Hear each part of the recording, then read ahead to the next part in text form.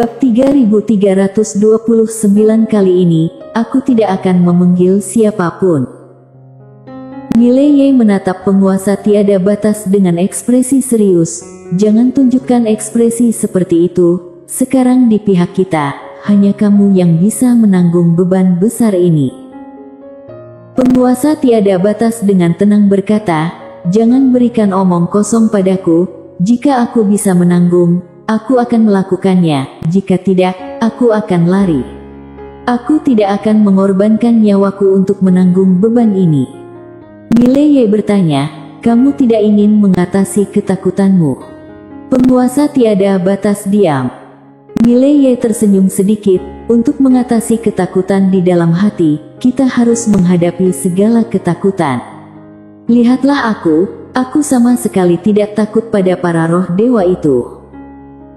Penguasa tiada batas melirik Mileye, kamu tidak takut karena kamu memiliki 3 orang master yang tak terkalahkan mendukungmu. Ada apa yang harus kamu takuti? Mileye tertawa, lalu berkata, pada kali ini, aku tidak akan memanggil bantuan siapapun. Setelah mengatakannya, dia berbalik dan pergi. Penguasa tiada batas melihat Mileye sekilas, menggelengkan kepala, aku tidak percaya padamu sama sekali. Kembali setelah pertempuran dengan Raja Dosa di Aula Sendian, Mileye memasuki menara kecil. Berlatih. Meskipun sebelumnya dia berhasil mengungguli Raja Dosa, dia menyadari bahwa kemenangan itu terjadi berkat pedang biru gaib. Tanpa pedang biru gaib, pertarungan antara dia dan Raja Dosa mungkin berimbang. Dan pastinya masih ada pemain kuat lainnya di antara para roh dewa. Tidak bisa dipungkiri, beban menjadi besar ketika harus menanggung segala sesuatu sendiri. Namun, jalan ini harus dia lewati sendiri. Mileye duduk bersila di tanah, menutup mata perlahan-lahan. Dalam waktu singkat, jiwa pedang dunia tiba-tiba meloncat keluar dari tubuhnya. Jiwa pedang dunia kali ini jauh lebih kuat dibanding sebelumnya, bahkan beberapa kali lipat. Bisa dikatakan bahwa sekarang, jiwa pedang dunia Mileye terus tumbuh dengan cepat setiap harinya.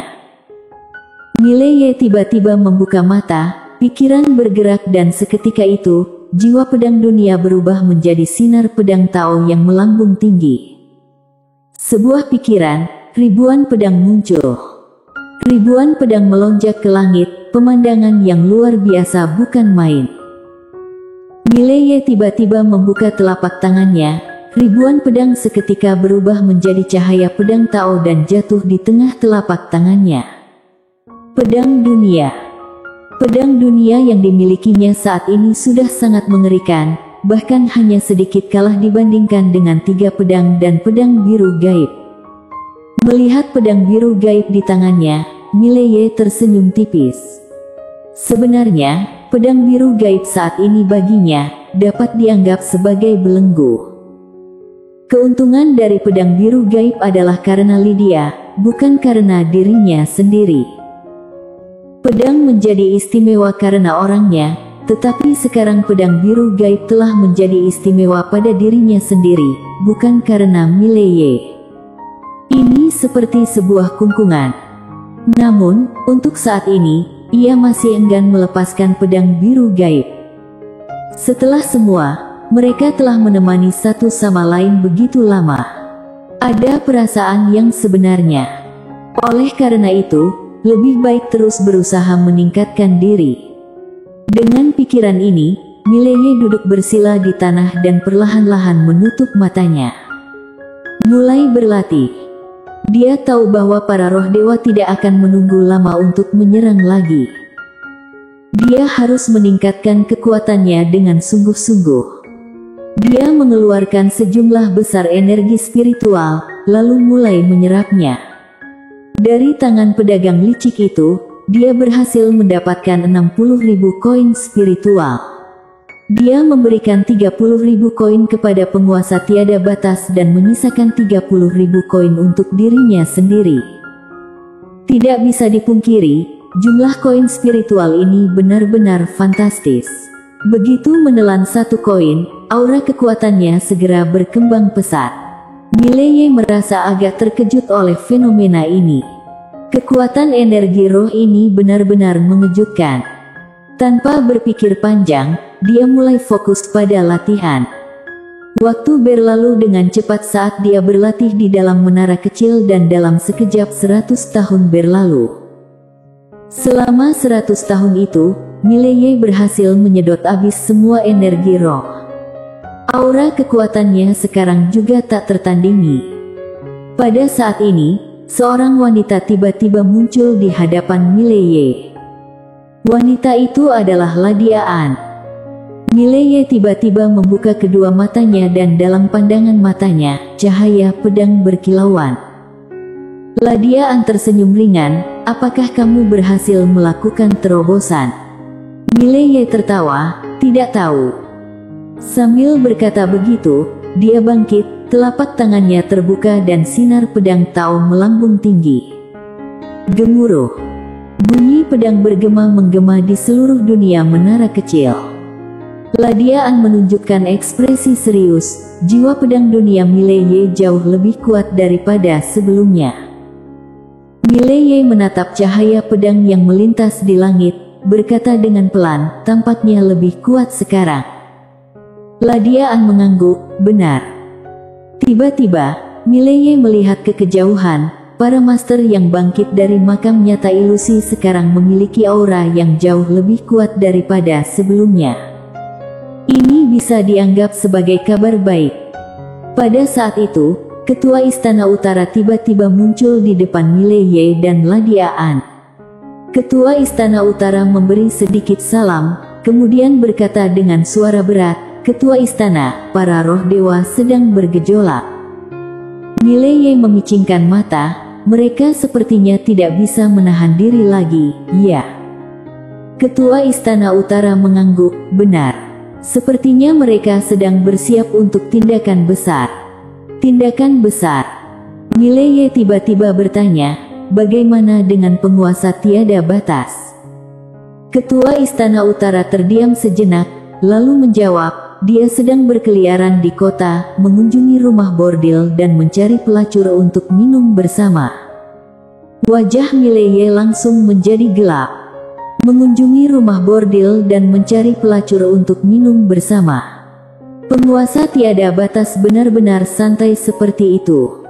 Mileye berkata, cari dia. Setelah berkata demikian, Mileye dan Ladia An langsung menghilang di tempat. 1/4 jam kemudian, beberapa orang tiba di depan sebuah dasan. Mileye melihat ke puncak gunung itu, yang sepenuhnya dipenuhi dengan roh dewa-dewa. Ada lebih dari 200.000 di sana. Melihat formasi ini, Ketua Istana Utara di sampingnya langsung mengerutkan wajahnya. Apakah mereka akan melancarkan serangan besar-besaran? Penguasa tanpa batas menjawab dengan tenang, sepertinya begitu. Mileye menatap Raja Dosa yang memimpin dan Raja Dosa saat ini juga menatapnya. Bertemu dengan musuh, mata mereka semakin merah. Raja Dosa menatap tajam Mileye, jiwa membunuh yang terpancar dari matanya, seolah-olah itu nyata. Mileye memandang Raja Dosa dan tersenyum, Raja Dosa, mau bertarung 1 lawan 1. Raja Dosa menatap tajam Mileye dan hendak menolak, namun saat itu juga, Mileye berkata lagi, aku tidak akan menggunakan pedang dewa itu. Mendengar itu, Raja Dosa terpaku. Tidak menggunakan pedang itu. Matanya sedikit terpejam, serius. Mileye mengangguk, serius. Raja Dosa tiba-tiba melayang ke depan Mileye, dia tersenyum ringan, Raja pengandal dukungan, kamu tidak akan berbuat curang, kan? Mileye melirik Raja Dosa, kamu mungkin tidak percaya padaku, tetapi tolong jangan ragu pada integritasku. Raja Dosa tertawa terbahak-bahak, kemudian dengan tiba-tiba dia meluncur maju dan menghantamkan pukulan ke arah Mileye. Dentuman keras. Pukulan itu menghancurkan langit dan bumi, dan keduanya masuk ke dalam ruang waktu yang gelap tak berujung. Saat itu, tangan terbuka Mileye tiba-tiba terbuka, sebuah pedang dunia terbang keluar. Dia tidak menggunakan pedang biru gaib. Dengan dentuman keras, dengan suara gemuruh, Raja Dosa langsung terpental ribuan kaki. Sementara Mileye tetap berdiri diam di tempatnya. Melihat adegan ini, semua orang terdiam. Roh dewa-dewa itu tampak tidak percaya pada apa yang mereka lihat. Raja Dosa memandang kepalan tangannya dan di atasnya terdapat jejak pedang yang dalam. Melihat adegan ini, ekspresi wajahnya seketika berubah sangat buruk. Dia menyadari bahwa kekuatan Raja Pengandal Dukungan telah meningkat. Namun, bagaimana dia bisa meningkatkan kekuatannya begitu cepat dalam waktu yang singkat? Apakah ini bentuk kecurangan? Di kejauhan, mata Mileye perlahan tertutup. Pada saat itu, dia merasakan keberadaan kekuatan dunia yang tak terbatas terkandung dalam dirinya. Tao pedang kepercayaan dunia. Mileye tiba-tiba membuka matanya, menatap Raja Dosa. Mari lagi. Lagi. Dengan suara menggelegar, gemuruhnya menggetarkan langit dan bumi. Raja Dosa menatap tajam Mileye dan segera setelah itu, dia tiba-tiba berubah menjadi sejumlah bayangan. Dengan dentuman keras, aura yang mengerikan merajalela di tengah lapangan. Kemudian segera setelah itu, sejumlah bayangan bergegas ke arah Mileye. Dia menggunakan gerakan besar. Di kejauhan, mata Mileye sedikit terpejam. Bunuh. Berdering. Dengan suara pedang yang memecah hening, ribuan pedang dunia tiba-tiba meluncur keluar dari tubuh Mileye. Swiss. Dalam sekejap, semua bayangan itu hancur berkeping-keping. Dengan suara gemuruh.